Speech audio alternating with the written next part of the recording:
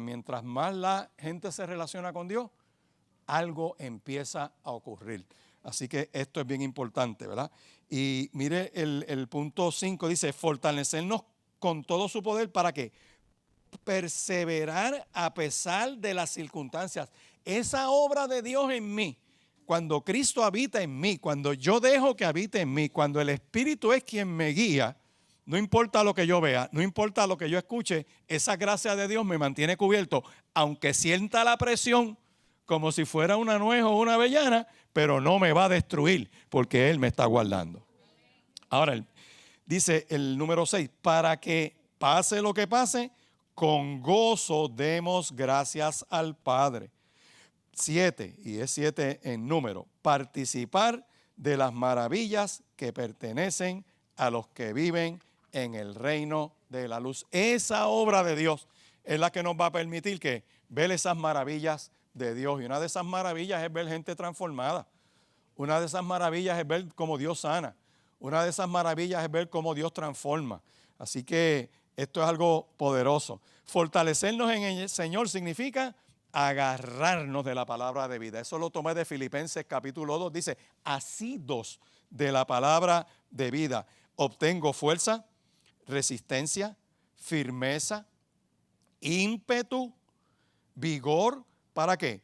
Para vivir en medio de esta generación y vencer ¿qué? Las adversidades. Si quiere poner una nota ahí, ponga Filipenses capítulo 2, versos 12 al 16 por ahí, porque Pablo dice, oye, a la iglesia le dicen a Filipos, ustedes tienen que perseverar y ministrar en medio de una generación maligna y perversa. Y en medio de esa generación tienen que alumbrar. ¿Y cómo van a alumbrar? Agarrados de la palabra de vida. Así que ahí les sombrié. No sé, en algunas copias quizás salen amarillo, en otras oscuro. El origen de nuestra fortaleza viene ¿de quién? De Dios. ¿Qué dice el Salmo 28, verso 7? Que Él es mi fortaleza y mi ¿qué? En Él confió mi corazón y fui ¿qué? Por lo que se gozó mi corazón y con mi cántico. Miren ese ejercicio. Él es mi fortaleza, Él es el que me protege. Yo pongo que mi corazón confíe en Él porque Él es el que me da protección. No son mis conexiones, no son mis recursos. No es lo que yo pueda tener. Recuerdo un testimonio que hay por el internet de Steve Jobs, que él decía, puedo comprar los mejores en todo. Lo que es la medicina y la ciencia. Puedo pagar el último tratamiento, pero no puedo comprar mi salud. Y hay gente que pone su confianza en sus recursos, en sus conexiones, en otras personas. Y terminan como defraudados, porque hay que poner la confianza en Dios. Lo segundo es que debemos tener relación con Dios por medio de la oración. Y aquí le pongo esa frase, ¿verdad? Dice, y haciendo lo que nos corresponde. Así, por ejemplo, el apóstol Pablo le dice a la iglesia de Éfeso, ¿qué le dice? Por esta causa, vaya Efesios capítulo 3, mire Efesios capítulo 3. Y los que están por los medios pues no tienen el beneficio de tener ese texto que usted tiene ahí, por eso voy un poquito rápido. Mire cómo dice Efesios capítulo 3, versos 16 al 19. Dice, del 14 dice, por esta causa doblo mis rodillas ante el Padre de nuestro Señor Jesucristo. ¿A qué se refiere? A la oración, está hablando de la oración. De quien toma nombre toda familia en los cielos y en la tierra. ¿Para qué oramos? Para que les dé, conforme a las riquezas de su gloria, la gloria de Dios, ¿se acuerdan de la gloria de Dios? El ser fortalecidos con poder, ¿en dónde? En el hombre interior por su espíritu, para que habite Cristo por la fe en vuestros corazones, ¿a fin de qué? De que agarrados, echando raíces en esa relación, cimentados en amor, seamos plenamente capaces de comprender con todos los santos cuál sea la que. Lo ancho, lo largo, lo profundo y lo alto. Eso es una medida, como dirían los ingenieros, como perfecta, ¿verdad? O sea, cubre todo, no deja nada afuera. ¿Qué deja fuera esa medida? Lo largo, lo ancho, lo profundo y lo alto. Y de conocer el amor de Cristo, que excede todo conocimiento, para que seáis ¿qué? llenos de ¿qué? Por eso es que dice, por esta causa le pido a Dios que de sus gloriosos e ilimitados recursos les conceda la enorme fortaleza interna del Espíritu Santo, por lo que por fe o por la fe Cristo habite de verdad en sus corazones, para que arraigados en el maravilloso amor de Dios puedan sentir y entender como hijos de Dios lo ancho, largo, alto y profundo que es su amor. Y dice más, y oro que ustedes experimenten ese amor, aunque su grandeza está en que jamás verán su fin ni lo entenderán plenamente. Así estarán completamente ¿qué? Llenos de Dios. Y me gusta mucho esta traducción porque habla de que lo entienda al máximo, pero nunca lo entenderé todo. Porque el infinito es Él. Nosotros tenemos finitud. Pero lo que quiero que vean esa expresión de Efesios es que quien opera y nos infunde ese poder y esa gracia, Él. Amén. Tremenda. El fortalecimiento lo produce entonces ¿quién? El Espíritu Santo de Dios en nosotros, le debo ahí una mayúscula, y permitirnos ver, aquí viene, las circunstancias y las injusticias como una oportunidad de creer en Dios. Esto es bien importante. Yo no lo había visto de esta manera, y se los confieso.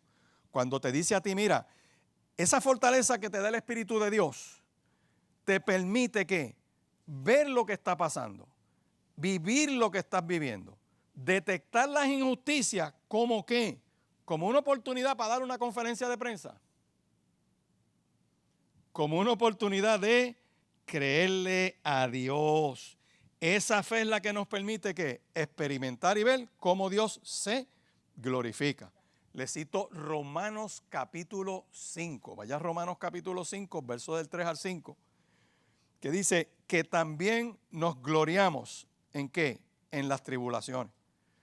O sea que un creyente puede pasar tribulación, sabiendo que la tribulación produce ¿qué? Paciencia. Y la paciencia, ¿qué produce?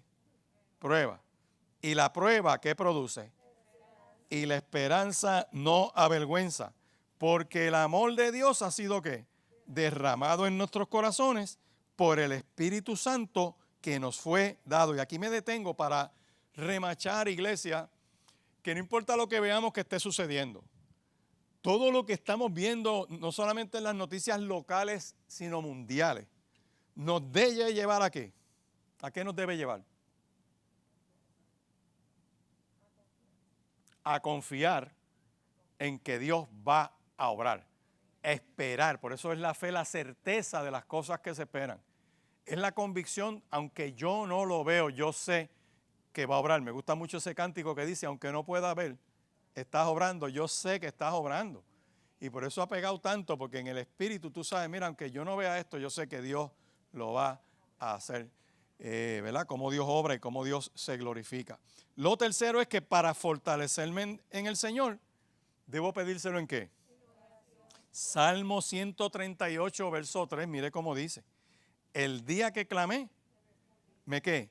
Me respondiste, me fortaleciste. Ahí esa palabra no quedó bien, pero es fortaleciste ¿con qué? Con vigor en mi alma. ¿Quieres salir de tu angustia? ¿Quieres estar fortalecido aunque no estés saliendo de tu angustia para que puedas resistir? Hay que orar. Por eso la oración es bien importante y por eso a veces se nos hace tan difícil orar y es una lucha y es una batalla. El que está desvelado trata de orar y le da sueño. ¿Cuántos se atreven a levantar la mano? ¿Saben lo que le estoy diciendo? No puedo dormir, pastor. Tengo los ojos como dos guácaras así. Trata de leer la Biblia y trata de orar. Amén. Tuve un cliente como abogado una vez, hace muchos años. Todavía usaba cepillo. Y él me dice, licenciado, es que yo no puedo dormir. Y yo le digo, chico, prueba con leer los salmos. Y cuando viene la próxima cita conmigo, me dice, es que tengo problemas para dormir. Le digo, ¿seguiste mi indicación? Me dijo, sí, licenciado. Y descubrí que son 150 salmos. Los leyó completo.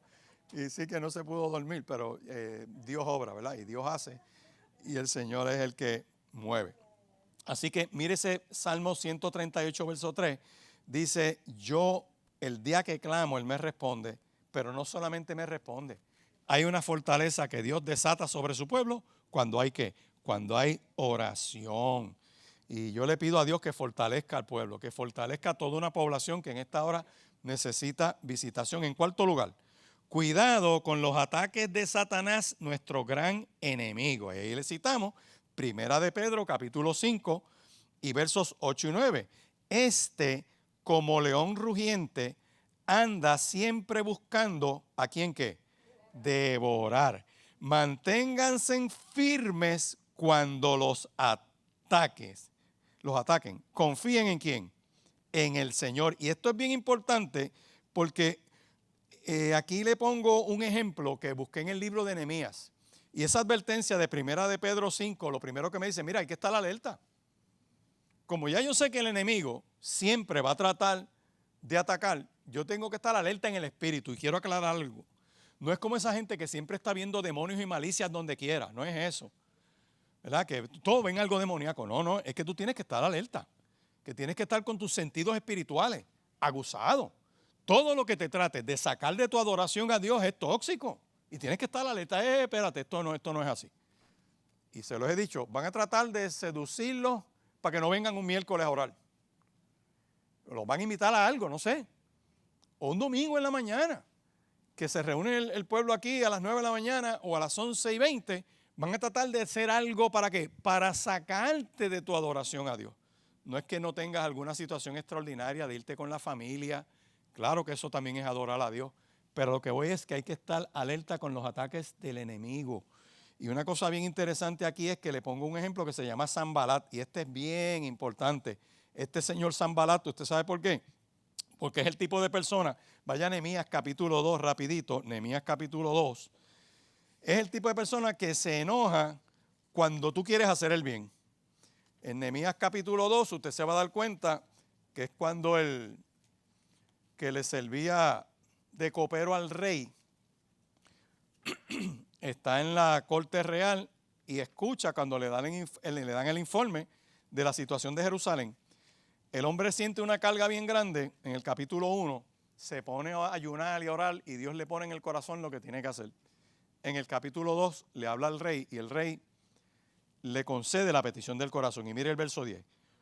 Pero oyendo Sanbalat, Horonita y Tobías, el siervo amonita, les disgustó que en extremo que viniese alguno para procurar el bien de los hijos de quién. O sea, cuando tú tratas de hacer lo bueno, hay gente que se va a molestar. O sea, y no es por la gente, no lo mires en carne y hueso, es que el enemigo va a tratar de impedir que se haga lo bueno. Cuando alguien truena contra algo, espérate, esto no es correcto, vamos a luchar contra esto, el enemigo va a tratar de ¿qué? De impedirlo. Y en la primera etapa pone un grupito que se enoja contigo. Mira, no tienen nada contra ti, es contra lo que tú representas. Eso yo lo descubrí cuando trabajé en los tribunales. Fue una batalla grande en un momento dado. Y yo era hasta cierto punto pues un problema para la judicatura porque era un juez bastante locuaz. Yo hablaba. Y hablaba en montones de sitios. Lo que pasa es que cada vez que hablaba con la Biblia en la mano y predicando una palabra. Y recuerdo que hablando en una serie de cosas, pues presentan un documento para tratar de sacarme de la judicatura. Eso está en la historia mía. Y entre las acusaciones que pusieron, yo recuerdo que ponían que yo me mofaba o había hecho una expresión bien peyorativa sobre los confinados, porque yo recuerdo que cuando se trató de traer en 1997 los primeros modelos de Código Civil, querían traer un modelo de household de Checoslovaquia, que decía que matrimonio o familia era cualesquiera dos personas que vivan bajo el mismo techo, que se ayuden mutuamente y se protejan. Y yo recuerdo que yo, tomando ese ejemplo, lo cité textualmente del informe de la Comisión Conjunta Permanente para la Revisión del Código Civil. Y digo, miren lo que están proponiendo, que familias ahora pueden ser hasta dos presos en una galera que estén bajo el mismo techo, están viviendo juntos y se protegen uno a otro para meterle mano al que venga a atacarlo. Eso entonces sería un matrimonio. Tribunales toman eso para radicarme una querella. O sea que, y es lo que yo decía, ¿verdad? Y entre lo que dice en la querella es que denigraba a los presos. Yo pues pude presentar mi contestación y en uno de los párrafos dice que en el Tribunal General de Justicia en aquel momento habíamos 355 jueces y que yo supiera el único que entraba dentro de las cárceles como algo normal, con cierta frecuencia para dar palabra, dar conferencia, enseñar Biblia, era yo. Así que ¿cómo es posible que tú me digas que estoy discriminando o en contra? O sea, cuando presento esa contestación, lo que se forma es revolú. Eso es la crisis, era que cómo era posible que un juez estuviera entrando a los presidios, porque eso lo ponía en riesgo. Yo decía, el que me protege a mí es el que me llamó a predicar la palabra. Y con el respeto que la población confinada recibe la palabra de Dios. Yo le doy la gloria al Señor con eso. ¿Pero por qué les traigo esto? Bueno, porque cuando tú empiezas a hacerlo, bueno, hay gente que se enfogona y se molesta. Dos, aplicando eso a nuestro tiempo. Hay gente que se enoja con los creyentes en Cristo cuando deseamos que se respeten los valores y las enseñanzas de Dios. Nehemías 2:10, cuando se enteran que tenemos un plan para hacer la voluntad de Dios, de su enojo pasan ¿a qué? A la burla, cuestionando lo que se está haciendo para Dios y comienzan a difamar diciendo que tú te rebelas contra el rey. Ahí le pongo Efesios capítulo 2, versos 19 y 20, pero cuando lo oyeron Sanbalat horonita, Tobías el siervo amonita y Gesén el árabe, hicieron escarnio de nosotros, nos despreciaron, o sea, se fueron a la radio, a la televisión y a los periódicos. ¿Qué es esto que hacen vosotros? Se rebelan contra el rey. Y en respuesta les dije, el Dios de los cielos, Él nos prosperará y nosotros sus siervos nos levantaremos y edificaremos, porque vosotros no tenéis parte ni derecho ni memoria en Jerusalén. Y ahí le dejo, ¿verdad?, ese ejemplo de que ya tú sabes que hay oposición y tengo que citarles entonces el capítulo 4, versos 1 y 2, porque no solamente Dios pone en el corazón lo que hay que hacer, no solamente planificamos hacerlo, sino que en el capítulo 4, cuando oyó Sanbalat que nosotros edificábamos, o sea, estamos trabajando en el muro, se enojó, se enfureció en gran manera, hizo escarnio de los judíos y habló delante de sus hermanos y del ejército de Samaria y dijo, ¿qué hacen estos débiles judíos? ¿Se les permitirá volver a ofrecer sacrificios? ¿Acabarán en un día? ¿Resucitarán de los montones del polvo de las piedras que fueron quemadas? ¿Por qué le traigo esto? Porque es lo mismo que tú estás viendo en el dominio público. La iglesia está orando, tiene un plan para combatir la maldad de lo que están haciendo. Y cuando ya saben que hay un plan para hacer algo, entran a la etapa que usted ve que están entrando ahora. Usar los poderes del Estado para callarle la voz a la iglesia. Usar el poder, el acceso a las posiciones donde están para tratar entonces de impedir que la obra de Dios se haga. Uno de los planteamientos que vamos a llevar en medio de este tiempo es que si ustedes le están abriendo la puerta a la pornografía en la educación y a la perspectiva de género, tienen que darnos tiempo igual y vamos a meter la Biblia dentro del sistema de educación. Hay que asumir postura. Eso va a generar un lío. No hay separación de iglesia y Estado. Bueno, pues, o como decían en el barrio, o bailamos todos o apagamos ¿qué? La radiola. Amén. Bien, rapidito. ¿Cuál debe ser entonces la respuesta ante ese ataque del enemigo? Mire que le cito Nehemías 4, 9, ¿a qué? Al 17, que dice que entonces, ¿qué hicimos? Oramos a nuestro Dios. Y me detengo, iglesia, no importa lo que veamos, no importa lo que esté pasando, hay que orar. Y aquí dice, oramos y vemos el adagio de orando y con el mazo dando. Y para avanzar, ¿verdad?, en ese texto que usted lo tiene ahí, usted va a ver que no solamente oraron, se organizaron. No solamente se organizaron, sino que también análogamente podemos tomar este pasaje como ilustración de trabajar en la iglesia como un equipo. Cada uno con su responsabilidad, enfocados ¿en qué? En que se cumpla el propósito de Dios. Cada uno tiene que hacer algo. El ministerio que vamos a borrar de todos lados se llama el ministerio de los bleachers, de estar mirando en lo que otro hace. Luego de fortalecernos en el Señor y en el poder de su fuerza, significa que debemos recordar que nuestra fortaleza emana ¿de dónde? Del gran poder del Señor que hay en dónde. Porque habita ¿quién? Cristo en nosotros. Así que Efesios 6:11 nos habla de vestirnos de la armadura. ¿Para qué? Para que podamos estar firmes, o sea, resistir las acechanzas del diablo. ¿Y por qué le estoy dando tan duro a este texto? Porque antes de ponerme la armadura como un ejercicio físico, por así decir, tenemos que ver todo esto. Amén. En el verso 11, el término vestidos, ¿verdad? Dice Efesios 6:11, que nos habla de vestirnos de la armadura para estar firme, implica que hay que tomar una posición firme y profunda, agarrada en la palabra de Dios, de la cual no nos avergonzamos de dar a conocer públicamente. Me gusta mucho Romanos 1:16. No me avergüenzo del evangelio, porque es poder de Dios para salvación a todo aquel que cree. El compromiso es de tal naturaleza, el que se viste de la armadura de Dios tiene un compromiso de tal naturaleza que enfrenta la oposición a la palabra. Esa palabra acechanza también se traduce como artimaña. El apóstol Pablo utiliza ese término en Efesios 4:14 para referirse, escuche bien, a las palabras mentirosas matizadas de verdad. Esto es sumamente importante. Dice, y en la versión Reina Valera dice, para que ya no seamos niños fluctuantes, llevados por doquier de todo viento de doctrina.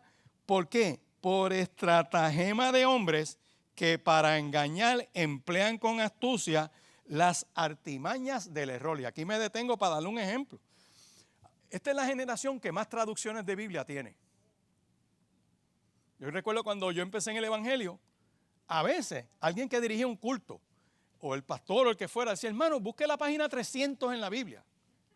Y tú buscabas la página 300 en la Biblia y todo el mundo estaba en el mismo pasaje. Si yo digo aquí, busque la página 300, van a tener una variación de por lo menos 8 variantes distintas, traducciones distintas. Y hay mucha cosa corriendo por ahí, ¿verdad? Y uno dice, wow, espérate, entonces una variante es traducciones que están saliendo. Salió una de Argentina de estos movimientos, que es la Biblia contra el patriarcado, una cosa así, tiene un título bien extraño, donde todo lo que es padre en la Biblia lo sacaron excepto el Padre Nuestro. Que en el pasaje de Lucas, cuando muere el rico y Lázaro, dicen en ese texto, no hablan padre Abraham o ancestro Abraham, pero no dicen padre, o sea, porque eso es patriarcal. Y empiezan a cambiar todo ese tipo de cosas. Tú y yo oímos eso y tenemos la herramienta para decir, mira para allá qué barbaridad, yo no compro esa traducción contaminada, o algún scholar la puede comprar para atacar y decir, espérate, aquí hay algo que no está correcto. El problema no somos nosotros, el problema es la generación que viene detrás, que viene oyendo cosas. Y yo les digo con mucho respeto, iglesia, una de las cosas que más me confronta es cuando yo leo Jueces capítulo 2, que dice que se levantó una generación que no conocía a Jehová. Y esa generación, la culpa de que se levante sin conocer a Jehová, la tiene la generación anterior, los adultos, que no hemos hecho nuestra asignación con Dios. Y gente se está cuestionando en las iglesias diciendo, ¿y cómo es posible que los jóvenes estén siguiendo estos líderes que lo que representan es esto y lo otro y lo otro? La contestación es que nos hemos quedado callados, que no los hemos enseñado lo que le tenemos que enseñar, que los hemos dejado en las escuelas bíblicas con Jonás dentro del pez, pero no le hemos dicho lo que implica ir a Nínive y asumir postura en el dominio público, y los tenemos ajenos a las realidades sociales, y surge una generación que tiene sed, tiene hambre, quiere hacer algo, pero no tiene la palabra correcta para la confrontación social. Por eso es que la artimaña, mire cómo la describe Proverbios 1, versos del 10 al 19, eso implica en ese ejemplo, un grupo de personas que concertan un plan para hacer el mal. Su objetivo es tender un lazo o una trampa y así poder atrapar a personas inocentes, incautas, para aprovecharse de ellas. Esas personas toman puestos de poder e influencia en la sociedad para implementar sus acechanzas. Por eso tú ves que cuando cambia un gobierno, de momento crean una corporación, yo no sé en dónde. Bueno, la pandemia, y lo digo con respeto, surgió la pandemia y de momento una compañía de construcción hace una propuesta para comprar cosas en la cuestión de salud. Ven acá, legalmente, bueno, sí, pues legalmente lo puedes hacer, el problema es el expertise, la capacidad, el conocimiento, pero ¿de qué estamos hablando aquí? Ah, que doña Codicia se metió. ¿Y quién está detrás de eso? La acechanza. Ejemplo de ello, la editorialización de la prensa, las emisoras radiales, los canales de televisión. Por ello vemos que muchas acechanzas comienzan por medio de palabras perversas, Como decía el profeta Isaías, capítulo 5 y verso 20, hay de aquellos que a lo malo llaman bueno y a lo bueno ¿qué? Que ponen la luz, ¿por qué? Por tinieblas. Y hacen de las tinieblas luz, que ponen lo amargo por dulce y lo dulce por amargo. Yo me detengo ahí. ¿Usted me puede dar un ejemplo de eso en este tiempo? Que a lo malo llaman bueno y a lo bueno malo.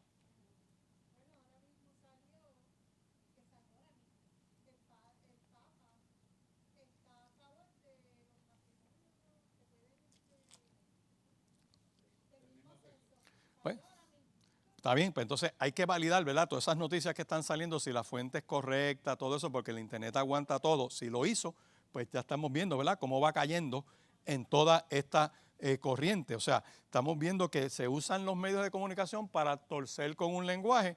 ¿Y cómo se ve ahora a una persona que manifieste valores de la palabra de Dios en el dominio público? Es como un rechazo, es como han fomentado, hagan un censo en la juventud. Ah, ustedes son unos fanáticos. Es una repetición. Ahí empieza la podredumbre, ahí empieza en manejar ese lenguaje, como dice aquí, de esa acechanza. La palabra acechanza también significa método. Los medios, planes, esquemas diferentes usados para engañar, atrapar, esclavizar y arruinar las almas de los hombres. Significa astucia, trazar un camino. Viento de doctrina se refiere a enseñanza maligna del príncipe de la potestad del aire.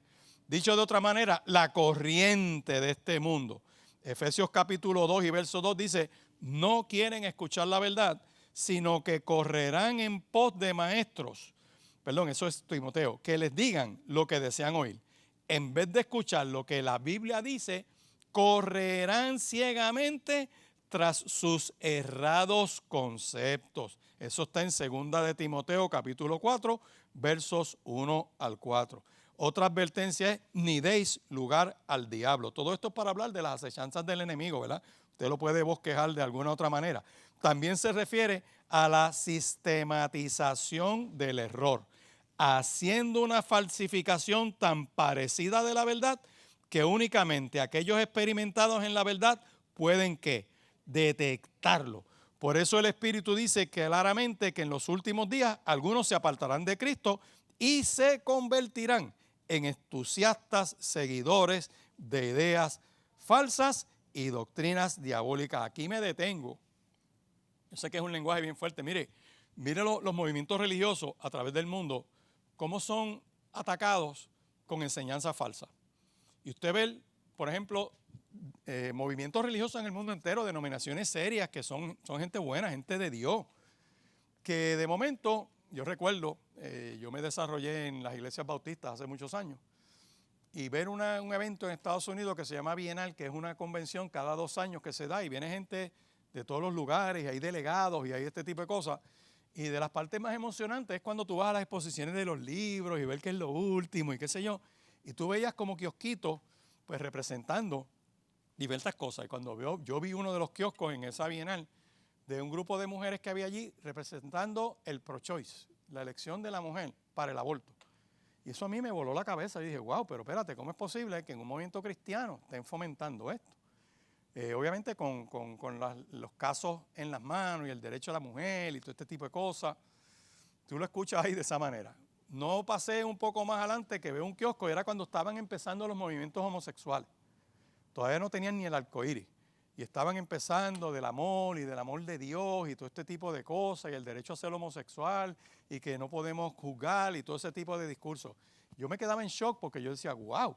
Entonces cuando le pregunto a líderes, le digo, ven acá, ¿qué es lo que está pasando? No, es que acuérdate que un principio de esta denominación es que tenemos libertad de conciencia. Digo, oh sí, yo puedo tener toda la libertad de conciencia que tú me digas, pero no puedo usar mi libertad de conciencia para retar ¿qué? Lo que Dios dice en su palabra, ni al Dios de la palabra. Y tú vas viendo cómo entraron, cómo se metieron, cómo llegaron al extremo que ya hay movimientos divididos. ¿Y por qué? Porque entró con un lenguaje, entró con esa acechanza, entró de esa manera y ya se están considerando otras cosas. Y ya usted ve cómo la prensa empieza a tirar. Por ejemplo, hoy vi uno de que agarraron teniendo relaciones con un animal, yo no sé en dónde, mientras la mujer lo filmaba. Ya empezó primera hora a tirar eso, el periódico Metro, y empiezan con eso, ¿ves? Porque acuérdense que lo que les falta por legalizar no solamente es la pedofilia, quieren legalizar el bestialismo. Por eso en el libro que se llamaba Nuestra Sexualidad, que compró el Departamento de Educación, un libro grandísimo, en uno de sus capítulos hablaba de zoofilia. Y zoofilia no es otra cosa que relación con animales. Y cuando usted mira dentro de ese material de ese libro, decía que eso es una etapa normal y natural dentro de la adolescencia. Cuando yo vi eso, que es como un intento de promover eso dentro del sistema educativo, dijimos, mira, aquí lo que hay es una acechanza del enemigo. Como dice aquí, usa el sistema, va a tratar de usar la educación, va a usar los medios, va a usar el comercio, va a usar todo lo que tenga a su mano. Pero ¿cómo debemos enfrentar eso de acuerdo a la guerra espiritual? ¿Qué usamos? Constantemente ¿la qué? La oración. Amén. El enemigo esperó y escogió un momento para presentarte ante Jesús e intentar ¿qué? Tentarlo. Eso está en Mateo capítulo 4, verso 11. Otro ejemplo, acuérdense que el enemigo usa las artimañas. ¿Cuál fue la artimaña con Cristo? Esperar que tuviera hambre, esperar que estuviera cansado, esperar al final de los 40 días, porque el enemigo no tiene prisa. Amén. Cuando uno va en un carro a 100 millas, hace rato que el diablo se bajó. El enemigo no tiene prisa, va a esperar su momento. Primera de Reyes, capítulo 17 hasta el capítulo 18, vemos otro ejemplo en Elías, que después de tener una victoria ministerial poderosa, el enemigo esperó ¿para qué? Para mandarle un mensaje por medio de Jezabel y sumergirlo en una pequeña depresión en Primera de Reyes 19. Y dentro de eso era ¿para qué? Para dejar todo y ¿qué? Y huir al desierto. Así que con esta enseñanza que yo le estoy compartiendo en el día de hoy, de lo que es el preludio de esa armadura de Dios, podemos ver entonces que las acechanzas del enemigo, podemos dar más acechanzas del enemigo, voy a buscar otro material adicional, pero que quiero que entienda que acechanzas del enemigo es toda una maquinación, ver cómo te puede meter mano. Si hay un matrimonio, si no le puede meter mano a la esposa, le va a tratar de meter mano al esposo. Si no le puede meter mano al esposo y a la esposa, va a tratar de atacar por los hijos. Si no puede atacar por los hijos, va a tratar de atacar de otra manera, pero va a buscar la manera de con una acechanza atraparte para que te desenfoques del propósito de Dios. Por eso hablamos de estar alerta. No dejemos de congregarnos como algunos tienen por costumbre. Inviten a otros. Yo quisiera que esta reunión fuera una reunión de guerra, de batalla, de entrenamiento, y espérelo. Mientras más estemos haciendo esto, más fuerte va a ser la oposición. Mientras no sé cuántos ya han empezado a experimentar alguna que otra cosa, pues persevere. No importa lo que vea, no importa lo que escuche, no importa lo que esté pasando, ¿quién nos fortalece? ¿Y qué es lo que tenemos que hacer? Señor, te adoramos, te damos gracias, bendecimos tu nombre, porque tú eres bueno, Dios, tu misericordia es para siempre y todo lo que respira en este lugar alaba y glorifica tu nombre. Gracias por esta experiencia de oración en el día de hoy, porque has puesto un anhelo, el querer y el hacer conforme a tu voluntad en cada uno de nosotros. Por Ramón en su esfuerzo de venir hasta aquí, bendecirnos a través de esta tecnología. Señor, y todos y cada uno que han hecho el esfuerzo en este día para estar aquí. Te pido, Dios, que conforme a tu misericordia y a tu gracia, tú como buen patrono que eres y que pagas bien y que no te quedas con nada de nadie, repartas portentos y prodigios en medio de tu pueblo. Aquellos que están al alcance de esta transmisión, glorifícate de manera poderosa y obra también milagros y prodigios. Señor, y ahora permítenos salir en paz de este lugar, despeja todas las carreteras y líbranos de peligro y permítenos seguir haciendo lo que tenemos que hacer en este día con tu protección, dirección y bendición. En el nombre poderoso de Jesús. Amén y amén.